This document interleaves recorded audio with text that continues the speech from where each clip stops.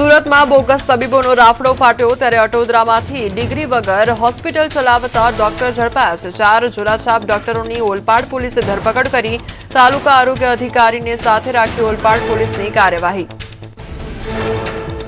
Bogus ડોક્ટરો મુદ્દે રાજ્યના આરોગ્ય મંત્રી એક્શનમાં તો ઝોલાછાપ ડોક્ટરોને આરોગ્ય મંત્રી પ્રફુલ પાનસેરિયાની ચેતવણી। લોકોના આરોગ્ય સાથે ચેડા કરનાર સામે થશે આકરી કાર્યવાહી।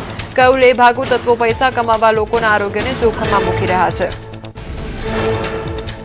પાટણ નગરપાલિકામાં ચીફ ઓફિસરની ઓફિસમાં હંગામો। રજૂઆત કરવા ગયેલા કોંગ્રેસના કોર્પોરેટર અને ચીફ ઓફિસર આમને સામને। દબાણ હશે તો તોડી જ નાખીશું કહેતા માહોલ ગરમાયો। બોડીગાર્ડે કોર્પોરેટર વિપુલ ઠક્કરને બહાર લઈ જઈ મામલો થાળે પાડ્યો।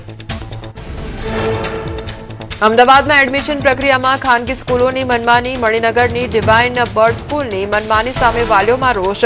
આરટી હેઠળ ભણેલા વિદ્યાર્થીઓ સાથે ભેદભાવનો કરાયો આક્ષેપ।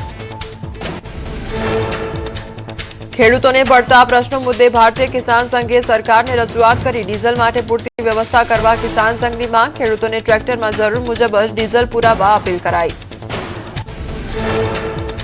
ખાતર મુદ્દે ભારતીય કિસાન સંઘની માંગ। ડુપ્લિકેટ ખાતર બિયારણનું વેચાણ રોકવા યોગ્ય નિયમો બનાવવા માંગ કરાઈ। તો ખેડૂતોને પૂરતા પ્રમાણમાં ખાતર મળી રહે તે માટે પણ કરી રજૂઆત। પેટ્રોલ ડીઝલને લઈ સાંસદ પરસોત્તમ રૂપાલાનું નિવેદન। આવતીકાલે પેટ્રોલ ડીઝલ મળશે કે નહીં તેની ચિંતામાં લાઈનો ન લગાડો।